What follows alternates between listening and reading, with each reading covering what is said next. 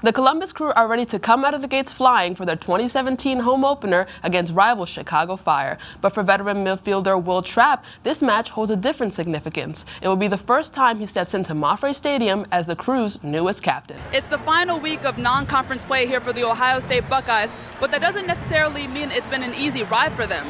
Following a tough loss in Week 2 against the Oklahoma Sooners, the Buckeyes have had to face two of the nation's best rushing offenses back-to-back. Army came to Columbus averaging just about 400 yards and ranked number 2 in the FBS. Meanwhile, UNLV is currently ranked 4th, and they're bringing in about 350 yards a game. Senior libero Valeria Leone has been climbing the ranks for many stats in Ohio State this season, her biggest one being her total number of career digs. She started the season ranked number 7 with 1,266 digs, and she just tied it up on Wednesday at Penn State for the number 1 spot. She's now tied with former Buckeye Stacey Gordon with 1,572 digs. It's an extra special moment for Leone, as she says that Gordon is someone she really looked up to when she was a younger athlete. If Leone could get even 1 dig tonight, she'll be the newest record holder for OSU. Some students at Ohio State are not happy at all with the new dorm room requirement. To make matters worse, dining halls have now become overcrowded because of it, leaving many students discontent. Let's see what members of the OSU community have to say about it. The Ohio State field hockey team came into this one looking to end their drought in the Big Ten, and unfortunately for the Buckeyes, they could not pull through in overtime as they lost to the Maryland Terrapins 1-2. A lot of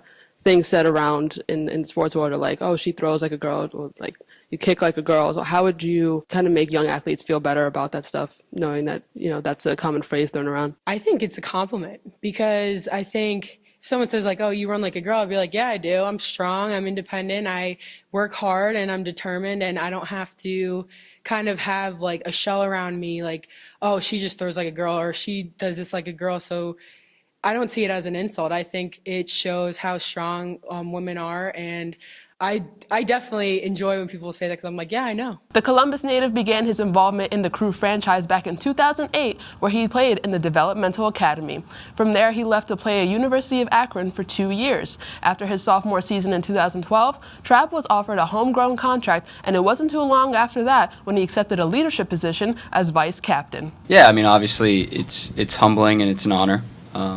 3 years as the vice captain for the team, and now moving into the full captainship it's an honor.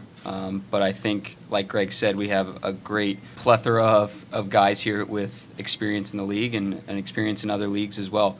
So I'm very fortunate to have a good group of guys around me. You know, Will is a pro's pro. He's a guy that comes to work every single day and is focused and works hard and wants to learn and you know, wants to apply what he's learned to the game. He's been fortunate enough to be in a leadership capacity for the last 3 years, and I think he's ready. And with the help of the other guys, he'll be able to lead this team effectively. While the homegrown player has a number of accolades under his belt, including being named an MLS 2016 All-Star and Breakout Performer of the Year, it's not unusual for him to defer the credit to his teammates. This team, it doesn't take just one guy. It's going to take all 30 players in our roster. It's going to take all 11 guys on the field. So for me, it's not stepping too far out of who I am as a player and as a person, because that's what's gotten me where I am now. So being authentic in myself, as well as just being a guy that people can relate to and gain support from. Trapp's attitude about teamwork serves as a necessary complement to Coach Greg Berhalter's new leadership vision for the Crew.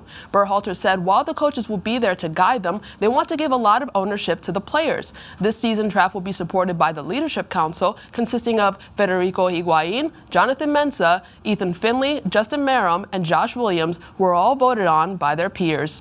For Spectrum Sports, I'm Steph Payano. This Saturday, Ohio State will host Michigan State in a battle for the Big Ten East. The winner of that game will take control over the division's destiny with just 2 weeks remaining in the regular season. Both teams are currently tied with 1 conference loss apiece and a win over Penn State.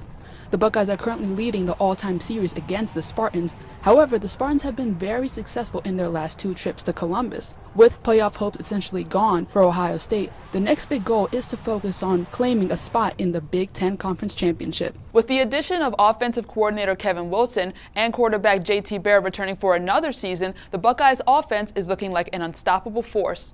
Despite Wilson's controversial pass at Indiana, the team is happy to have him as a part of the program. Coach Wilson coming in, I think done a lot of great things in his past, whether it's been in Oklahoma or Indiana. So we're excited to have him. And he's bringing some good stuff into our offense. We're not really changing a lot, but he's bringing some good ideas that we're incorporating in. Ohio State's all-time touchdown leader and only three-time captain has come a long way since his injury in 2014 by regaining his starting position and leading the team to the 2016 college football playoffs. Well, JT kind of took the world by storm as a redshirt freshman. Then he had that tough injury, and his sophomore year was, sharing time and wasn't quite full speed early in the year, and ended up taking over the spot and had a very productive end of his career. Coach Meyer isn't the only one praising Barrett on his ability to overcome adversity. Wilson is also impressed by the way Barrett fought through his setbacks and is excited to be working with him. The world of where so many players are selfish, and it was a competitive situation, and coming through the injury with Cardell and Braxton, and the way he handled that, where sometimes the egos and everybody wants the ball, and you want to be the guy. I thought from afar I was impressed the way he handled that, because that could have been divisive to that team. He's got some great leadership skills. Haven't met his family, but he's a blessed kid, and I'm blessed to have a chance to coach him. Although the coach's focus is to prepare Barrett for the starting position, they still have their hands full with the impressive depth at quarterback. This includes freshman Tate Martell, who plans on competing with the captain for playing time. How do you split up reps between a guy like Tate Martell, who Tate Martell thinks he's playing? No one telling him he's not going to play. Joe Burrow is one of the toughest cats, most competitive guys, and Dwayne Haskins we still haven't seen his ceiling yet. So, yes, it's a perfect situation, but you have to think through and manage reps, because you're also dealing with personalities too. No matter who lands the backup quarterback position, the future is looking bright for this Ohio State team. In the meantime, we'll get our first look at all four quarterbacks at the OSU Spring Game in April. After locking in the third slot in the Metropolitan Division, the Stanley Cup playoffs will officially begin in Pittsburgh for the Columbus Blue Jackets. I'm Steph Payano with your Spectrum Sports update. With the Pittsburgh Penguins winning and the CBJ falling last night, the two teams have secured their spot for the first round of the playoffs. The best-of-7 series, along with the rest of the postseason schedule, will be announced after the regular season concludes. The Blue Jackets have 2 games remaining this weekend. Well, with the rivalries built into the AFC North, Ohio fans have become very familiar with the Pittsburgh Steelers, and more notably, their guy under center. Today, the Steelers' 2-time Super Bowl winning QB, Ben Roethlisberger, announced he will return for his 14th NFL season. Big Ben is a combined 42-9 against the Browns and Bengals in his career. So yes, Cleveland and Cincinnati, that means you'll have to endure the Steelers QB for at least one more season.